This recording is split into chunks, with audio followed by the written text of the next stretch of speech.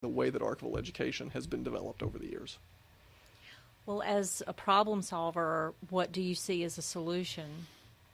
I don't know that there's any easy short-term solution.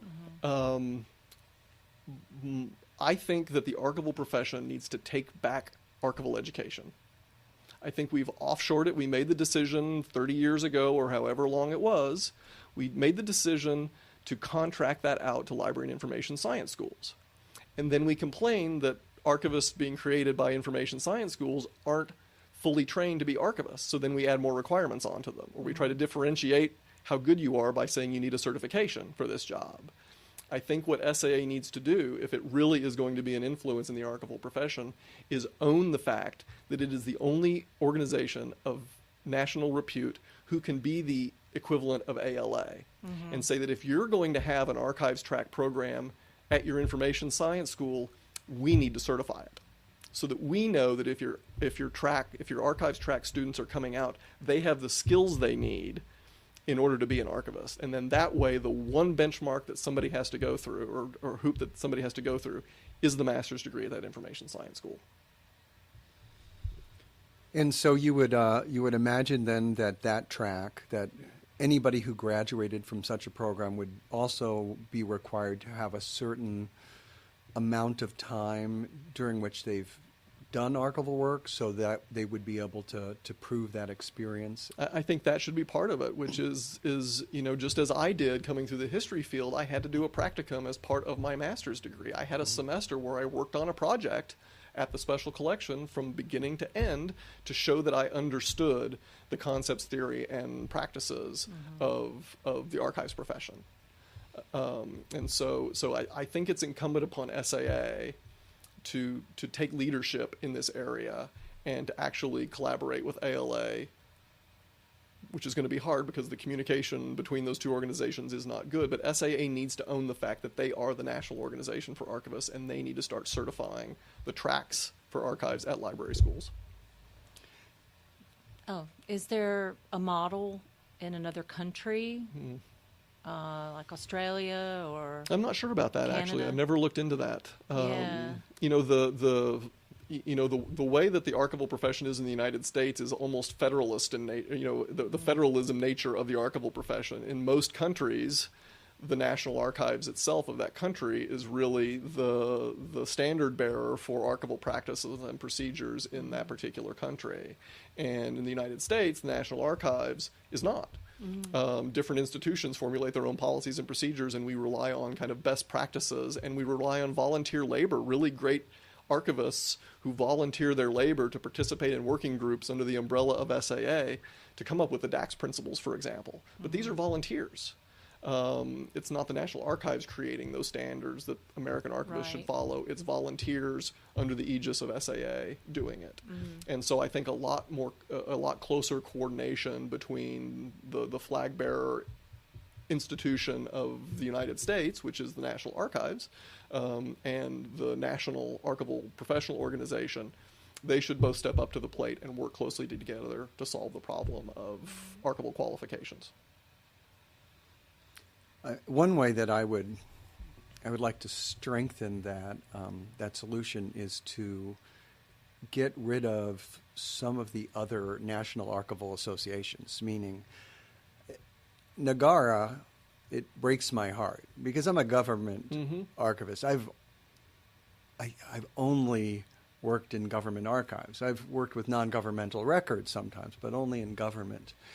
And so I want to be part of NAGARA, but I have so much involvement in SAA and in MERAC, and I do talks, lots of other places and everything, that I can't really go to NAGARA anymore unless it's going to be with SAA. And I've literally never been able to figure out COSA, the Council of State Archivists. I mean, never been able to figure out why we need a little organization for the state archivists and maybe the second in charge, and then the same for the territories. So for every territory and every state of the U.S., we have these people who come together, and I'm just not sure that that's valuable. They do valuable work, I just think that what it does is it dilutes the power of archivists because we are interested in segregating ourselves by type so much. And this doesn't even get into the argument about, you can't be an archivist and a records manager, you have to choose, which drives me crazy. Yeah. Well, and you're onto something there because what's interesting is that while archivists are best at dealing in aggregates, we look at ourselves in a very curatorial way. Like archivists have to be with like archivists. State archivists should like state archivists. And historical society archivists should be over here and getting along with each other. And academic institutions are a different type of archivist. And, we're special because we're at an academic institution. And, independent organizations, and don't even get me started on the poor consultants who don't have anywhere to land. We're so busy fracturing ourselves and trying to address boutique issues of particular types of archival institutions that we're not cohesive as a profession. We have just sliced ourselves so thin that we can't think in a collaborative committee of the whole, as it were. Well, I like that thinking because this is what we need right now. I know that the different places that you work have a big effect on what happens to you. So if you're in an academic archives, you really end up with a much different life from a government records archivist. And because of that, we see many more academic archivists at conferences and other events of archivists. But we need to not care about differences, and we need to also figure out how to cohere more. If I look now even at SAA and look at the sections, which are the little divisions, they're essentially special interest groups. We keep getting more and more of them. A lot of them overlap in responsibilities. A lot of them are quite tiny. I think they can have some value. But I know from having been on council there and having worked with some of them that a lot of them don't do much work except at the annual meeting. So the process that they go through to do things for their members isn't as strong as it can be. And I know it's a lot of work. I did a terrible job when I was in those bodies as running them. So this is not meant to judge anybody, because some people do an excellent job. And really what we do is, if we have too many things going on sometimes, we can't do enough that's important. Because for me, really, I'm really interested in archives. I'm really interested in how archives mean, how they allow civilization to go forward, how they help, and at the same time, how they help people solve these very small but very important personal issues and situations that they have, and get information that we might not see the value of, but is really valuable. It's why I always tell people, everybody's research to me is as valuable as everybody else's. I don't care if you're a famous historian, you're not more important than some person who's coming in, they're doing their genealogical research for the first time, they don't know the first thing. It's just as important. We are there to serve people. We are not there to judge the value of their efforts. Just as we shouldn't slice and dice ourselves within the profession, we shouldn't slice and dice our researchers. Exactly. One of the things that really bothers me is when people use the term scholars Yes. to refer to the people who come into their research rooms, or to take advantage of their services or write that email. Who is a scholar? Well, the word scholar implies a different thing than researcher. To me, researcher is agnostic. Anybody who needs to, in my opinion as an archivist, if I have something that's of use to you, you are a researcher who can take advantage of that. As long as you are breathing and follow my rules, I am good to have you in my reading room. Yep. And so whether you're looking for the letter that Nelson Rockefeller or Franklin Roosevelt wrote to your grandparent in 1932, or whether you're looking for a court record about a case for your dissertation, or whether you're a Ken Burns working on a documentary, you have every right to be there, and you have every right to expect that we will deliver the same level of service to you, whether you're the genealogist or whether you're the Ken Burns.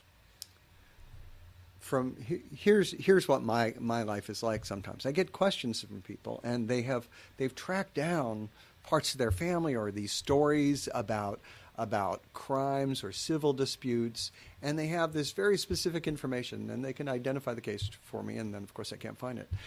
But a lot of times we don't know where the records are. There are about 1,515 courts in New York State. These are state courts, from the town and village courts all the way up to the Court of Appeals, which is our highest court. And some of those records have probably been destroyed, but I'm never sure. We have a lot of records in offsite storage, probably 1 million boxes, and I don't have control over all of that. But I'm searching now to find the predecessor court, the records of the predecessor courts of family court, because they had interesting stuff, and they really had to have interesting information for those people whose parents were orphaned, or that they were, what do we call bad children, delinquents. But I don't know where they are. And sometimes I find records, but I find so few, it's like crazy. I found some records of a criminal court, the Court of General Sessions, but it was 3 documents folded that had been left in a vitrine for clearly decades.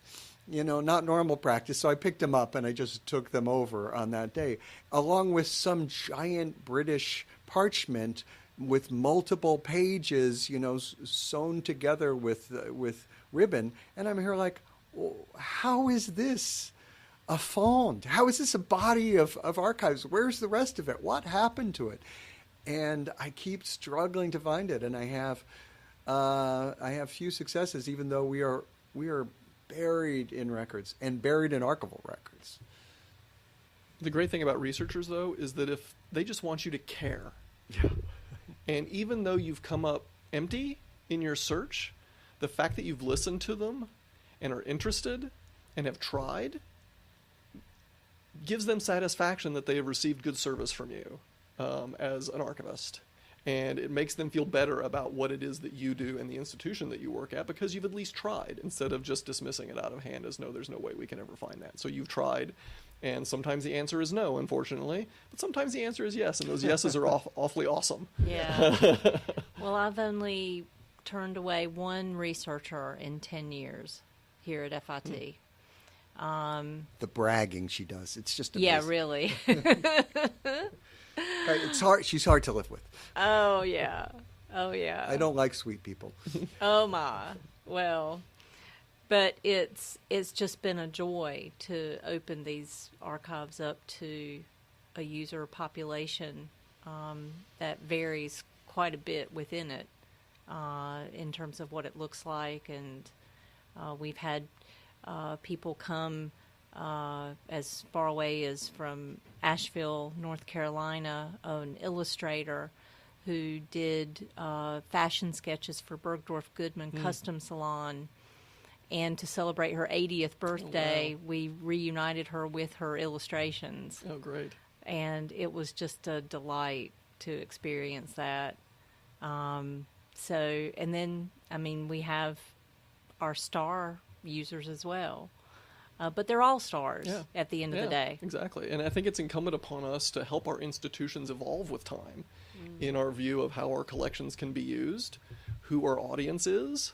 Too often we come in and we freeze ourselves in amber once we get to a place, and we think, wow, everything should just remain the way it is. And then 20 years down the road, you realize you're way behind the times, and you're not making the impact that you possibly can. So I think it's incumbent upon us just to not get that really great job that you've always wanted and then stick. It's to help the institution evolve. And, my benchmark for whether I have been good at what I do now that I've transitioned into the managerial role, which I love process. I love making processes work and helping people be the best versions of themselves that they can be as archivists and institutions as institutions. But if you can leave an institution better than the way you found it and have helped it evolve and keep up with the times, or maybe get ahead of the curve, then you've done your job really, really well. While maintaining good archival ethics, good archival practices, and good archival theory. Well, speaking of being stuck, I guess I don't